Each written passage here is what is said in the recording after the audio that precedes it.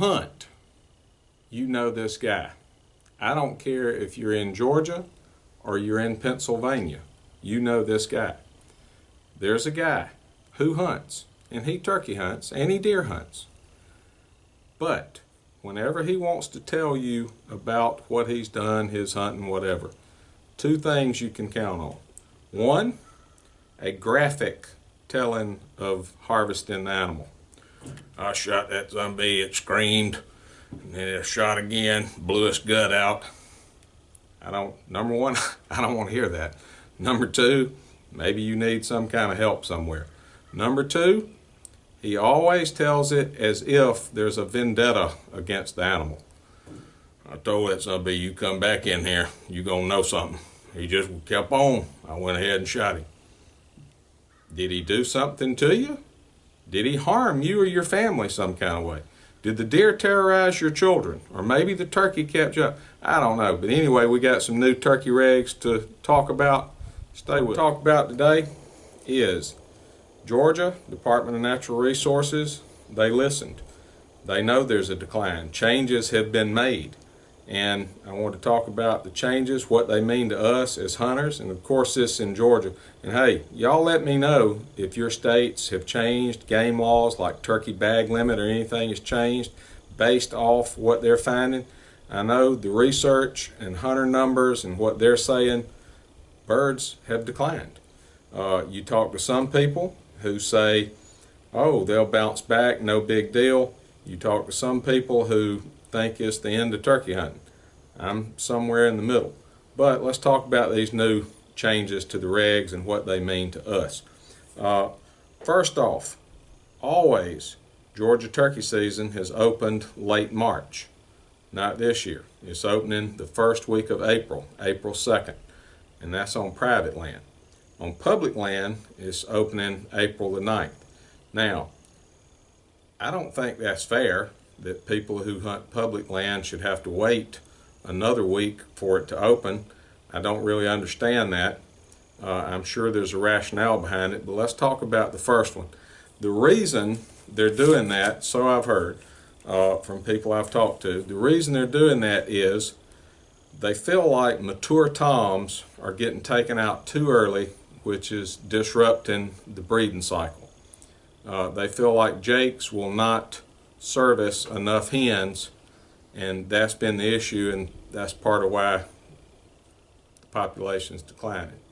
Now, I don't have research, not a doctor, I don't know, not a biologist, but I do know this.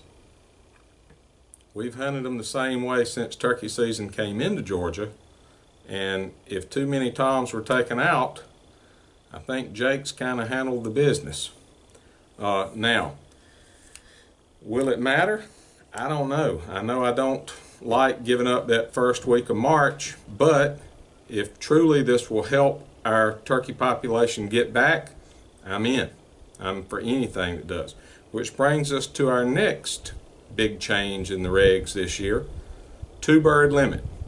All right, it's been 3 for as long as I've known. That's for legitimate people like you and I who hunt, obey game laws.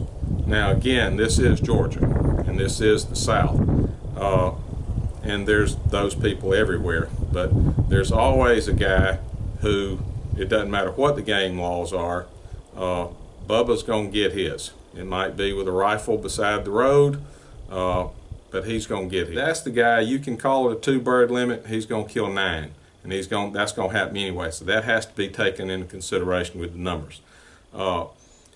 First year they had the game check that you called in. In Georgia it didn't go so well. People didn't call in too much. It was a fraction of a percentage that actually called to check their turkey. Now, reducing bag limit to 2, will that help?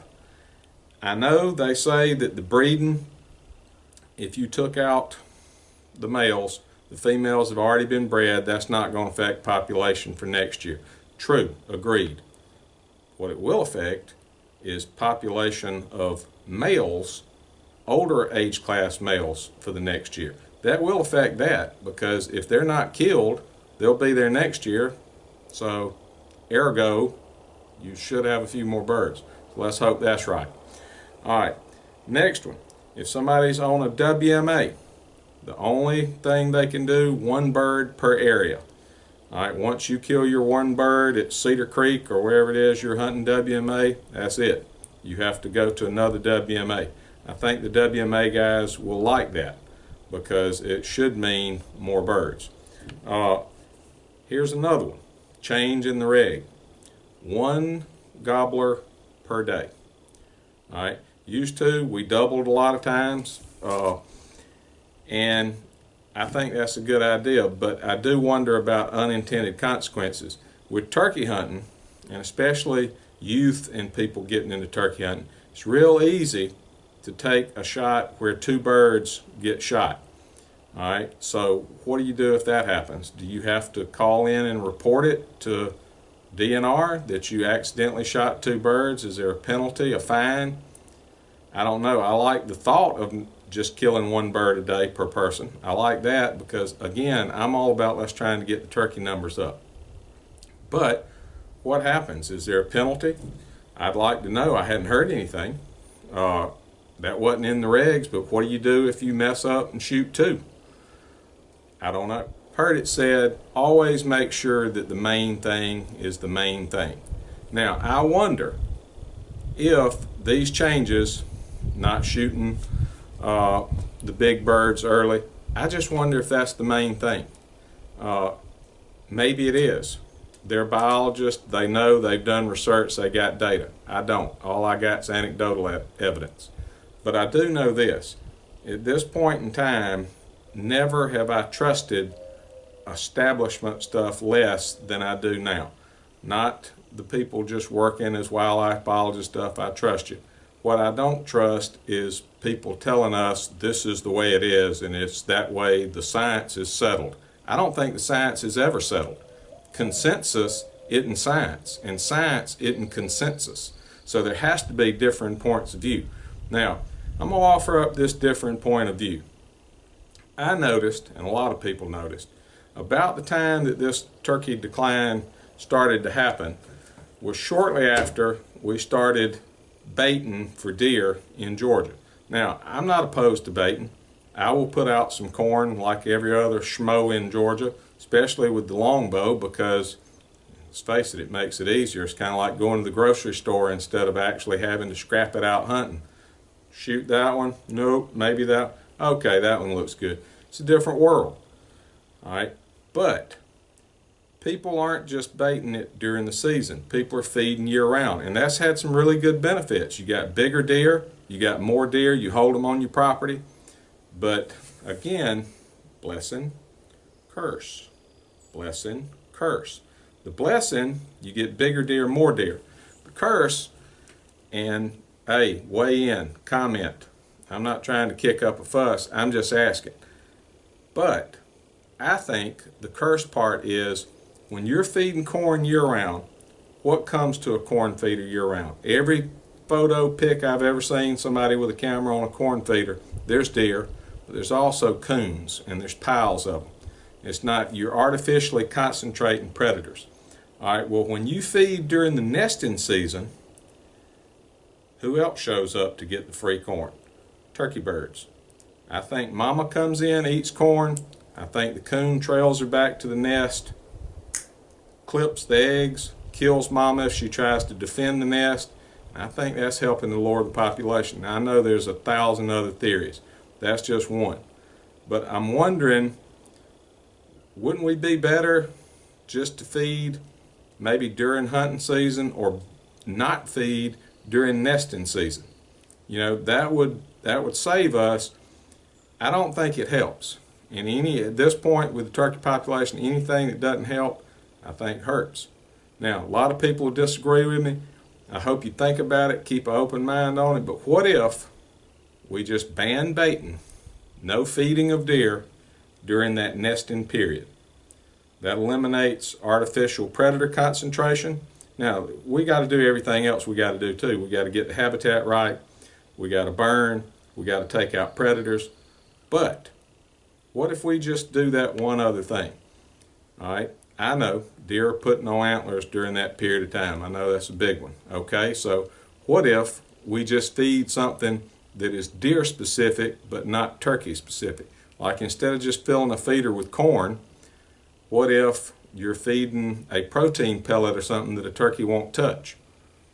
Think about that one. Manufacturers of the supplements that deer take, because I'm all about trying to shoot a bigger deer too and healthier deer. We all are, but I'm also about saving as many turkeys as we can. I'd like to get back to the glory days where you owl hoot and pow, pow, pow, pow, pow. You get 4 or 5 birds, not happy that you got one bird going on. And that's the way it's been for a while. Now, I don't know about you guys, I'm ready for turkey season. I've talked to a lot of people. I've talked to a lot of people who have told me, boy, the birds are sounding off, they're popping off here. And great, I'm glad to hear it. Now, me, I hadn't heard anybody popping off, and I've been up to listen. I've looked for scratching, very little. Now, done a lot of burning, done a little bit of bush hogging. All right, going to do a little bit of herring on a chufa spot that the hogs hadn't destroyed. Hopefully that turns them on. They come out of winter flock. We get some guys in to hunt this spring. But think about that. Think about those regulations. Leave me a comment. If you agree, leave one. If you disagree, leave one. But let's have that talk, because we're hunters. At the end of the day, we're paying the license fee. All right, we're paying all that to manage a resource. And I would hate it to be that our children couldn't enjoy that resource because we didn't make sure that the main thing was the main thing. So look out for the new regs this year. Let me know what you think about them. As always, enjoy being out in God's creation. Know God loves you. We'll see you next time on the Whitetail Cartel. Good luck this turkey season.